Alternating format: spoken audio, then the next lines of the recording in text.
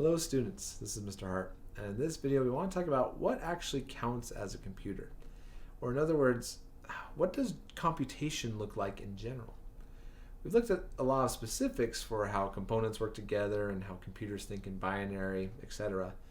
But we want to look at what a computation actually is, and is there another way we could have set up computers instead of the way we use them today? So the first thing I want us to think about is, you'll recall when we were talking about computers how every computer is set up with the specifics of this, RAM and hard drive and a motherboard, etc. Right? And all the different computation devices need these different components. But that's not the general definition of computer. That's a very specific definition that is set up based on how we need to set these things up with our current technology. But in general, if you think about all these devices that are performing computations, what they are doing is they are bringing in some kind of input from us. They are doing something with that input, and then they are giving us some kind of feedback or output from it. Okay? So in general, when we think about computers or think about computation, a computer is anything that accepts inputs, calculates some kind of output, and gives that to us, and also needs to store some kind of result. Okay? And so those three pieces are what we need for a computer to exist. Okay? Now, this store results part can vary in how it looks. It doesn't necessarily have to be a storage of a hard drive. Think of like your Amazon Alexa or Echo. It doesn't store any kind of information on it. It only uses the network to access it. But it needs to store your information long enough to calculate with it. Okay, so it needs some kind of storage mechanism. Otherwise, it can't really accept input. Okay. But again, these three things: it needs to be able to accept input, calculate stuff, and output it to you. Okay, that means a lot of things count as computers, right? Calculators, cell phones, tablets, Echoes, kiosk screens, you name it. Anything that we think of as a electronic device nowadays is probably counting as a computer. But there's some other things that you may not have considered that actually do count as computers, okay? Or as we think of as computation. Okay, so what we want to look at in this lesson is a little bit of the history of computing. Where did computers come from? How do we even get to the point that we're considering making a computer? Okay, and so the very earliest stages of computing involve the abacus. Perhaps you've heard of these or seen these. Okay, they're often associated with the Greeks. But the basic setup was that instead of trying to calculate all the numbers in your head, you could keep track of the numbers using some kind of tiling system.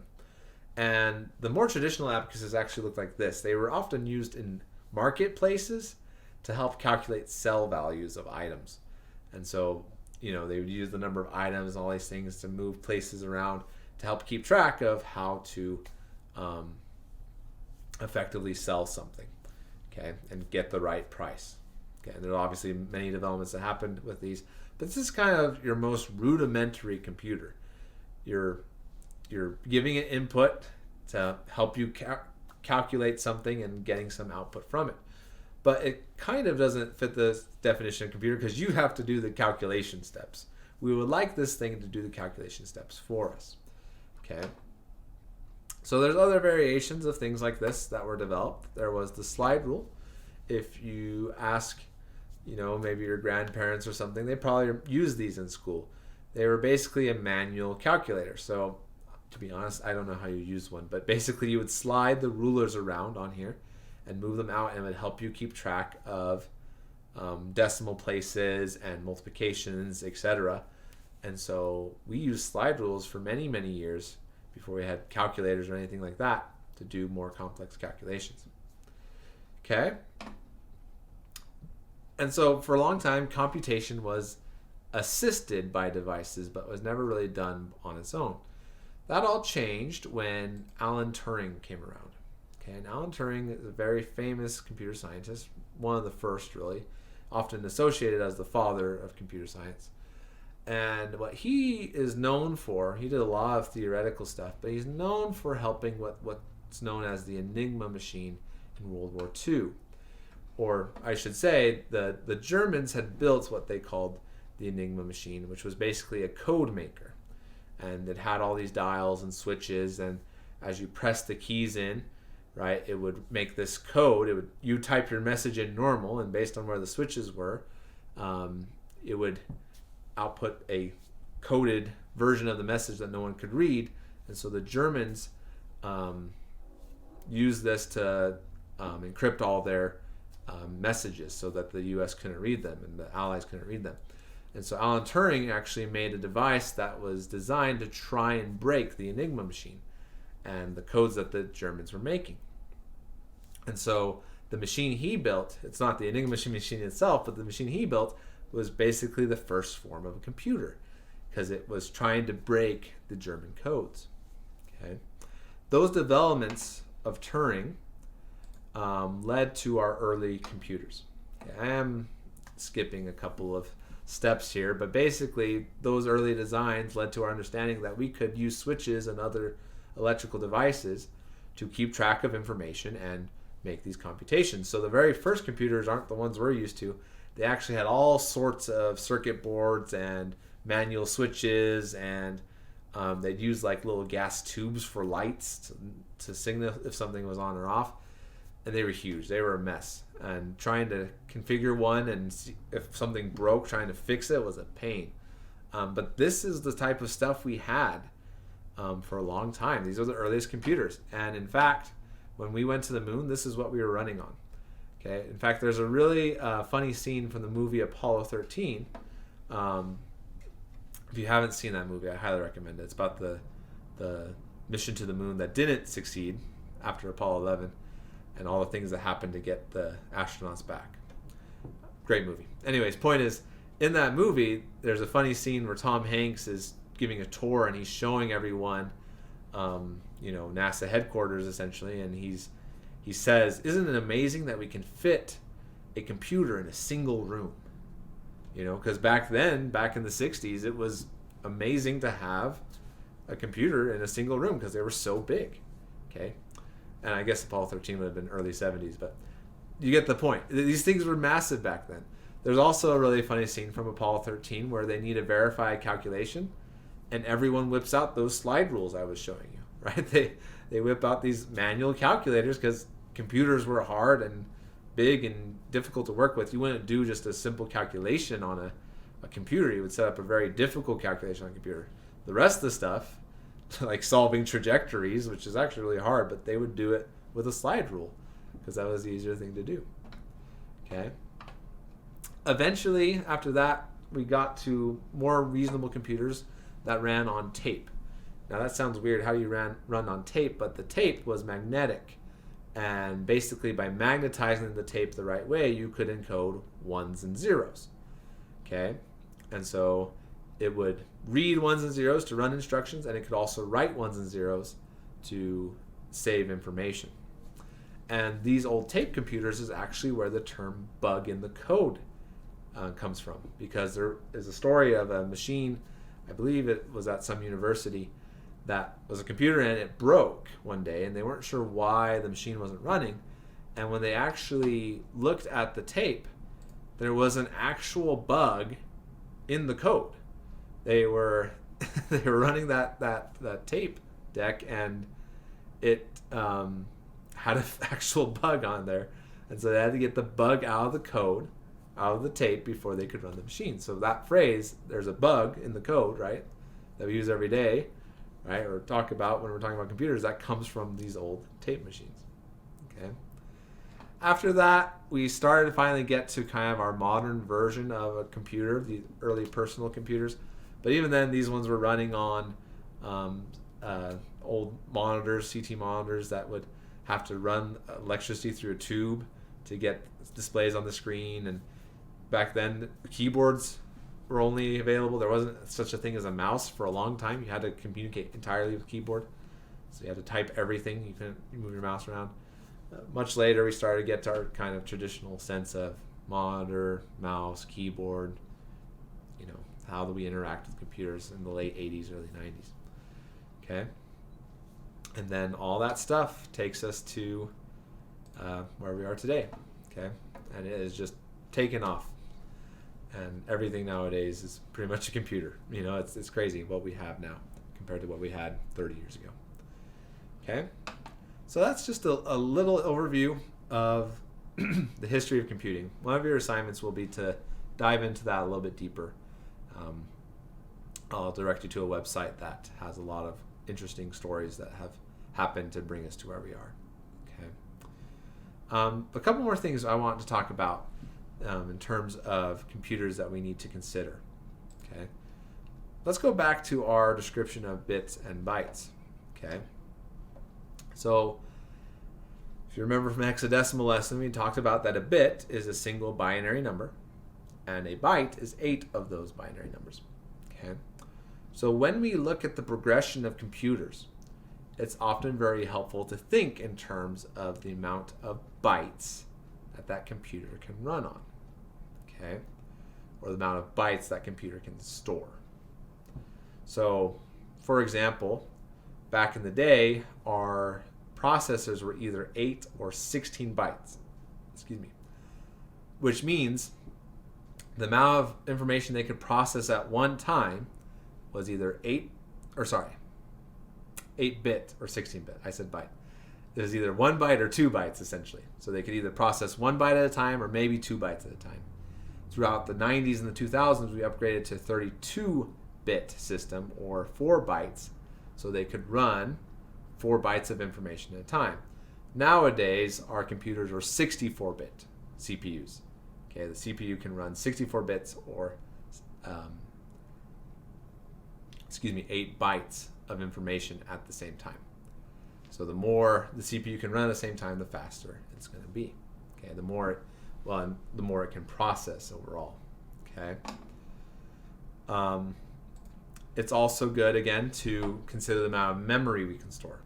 So the hard drives were really, really small, and the RAM was even smaller. So, for example, the old Commodore 64, which was a really popular personal computer back in the late 80s, early 90s, it could only run with 64 kilobytes of memory. So that's 64,000 bytes. And its processor was 1 megahertz, which means it could do 1 million computations. And back then that was blazing fast, 1 million computations per second. Nowadays, we have terabyte hard drives, which is 1 trillion bytes of memory. And our RAM is in the gigabytes, which is billions of bytes of memory. And the CPUs on our new computers are in the gigahertz, which is billions of computations, okay, with multiple cores nonetheless. Okay, so a really nice gaming computer could have 1 terabyte of memory and 8 4 gigahertz cores, which is 4 billion computations per second, CPUs. Okay, so when we look at the progression of computers, it's very important to look at this information. Okay, and so again, it's good to know these prefixes. Okay, so a kilobyte is 1,000 bytes, a megabyte is 1 million bytes, a gigabyte is 1 billion bytes, and a terabyte is 1 trillion bytes. Okay, which is crazy, but these grow by thousands. So a megabyte is 1,000 times larger than a kilobyte, a gigabyte is 1,000 times larger than a megabyte, and a terabyte is 1,000 times larger than a gigabyte. Okay, for a sense of scale, right? Bytes is great, but what does that mean? Kilobyte is about the size of a Word document. If you have a Word document with no pictures in it, it's going to be a couple kilobytes. It's just storing text and formatting information. It's not going to be very big. A megabyte is more the size of a photo or maybe a song, like an audio file. Okay, every photo and song is a couple megabytes. Okay, some of the larger ones are in the tens or maybe even the hundreds of megabytes if it's a really nice picture. Okay, but most of the stuff is going to be a couple of megabytes. A gigabyte is when you start getting into video files. Okay, so a full-length movie stored on your computer is probably going to be maybe a gigabyte or two. Okay, so only like video files, and some games and programs are gigabytes large if they have lots of intense graphics. Okay, but overall, a gigabyte's really large. And so most hard drives are terabytes, meaning they can store 1,000 gigabytes. Or in other words, you could probably store about 1,000 full-length movies on a full terabyte hard drive. Okay, so that's kind of the sense of scale. So going back to the Commodore 64, it didn't even have a megabyte of memory, which means it couldn't even store a full photo nowadays, which is crazy to think about. You know, a digital photo that you take couldn't be stored on an old personal computer. Okay. And it's also important to look at hertz, right? Which is the number of calculations a CPU can do per second. So the really, really old computations were kilohertz, 1,000 calculations per second. Commodore 64 and some of those computers were megahertz, million calculations per second. Nowadays, we're in the gigahertz range of 1 billion calculations per second. But there are some major servers and supercomputers that can do terahertz calculations. Okay, and that's kind of the goal we're aiming for. It turns out that's really hard to do. And again, usually it's done by separating between many, many, many cores so that they're all doing about 1 gigahertz of computation. You bring them all together, you have about 1 terahertz. Okay, but there you go. One more thing about analyzing our history, and that's something called Moore's Law that I think is very important to understand. And what Moore's Law says is, Moore was a famous computer scientist from, way back when in early computing. Okay, and basically what he saw was this trend that one of the things that controls how much you can put on a computer, on a device, is how small the individual switches are, which we call transistors. And so those green silicon boards that you use to design computers and make computers, you have to put individual switches on them using chemicals and other things like that, and they get smaller and smaller and smaller every year. And so what Moore predicted is that basically the number of transistors that you could fit on a device essentially goes up by a factor of 10 every 10 years. I can't remember exactly how he stated, but basically it's growing exponentially. And if you look at our history, that is what has been true. Back in the day when transistors had to be like physically designed with mechanical switches and stuff, it was really hard to fit a lot of transistors in one spot. But now using nanotechnology and other stuff, we can just fit billions and billions of transistors on a little tiny device. Okay, we are starting to finally see kind of the end of Moore's Law, not because of any fault in computation or anything, but it's getting to the point that the transistors are getting so small that if you get them any smaller, we're going to have problems with electrons like jumping and short-circuiting between transistors.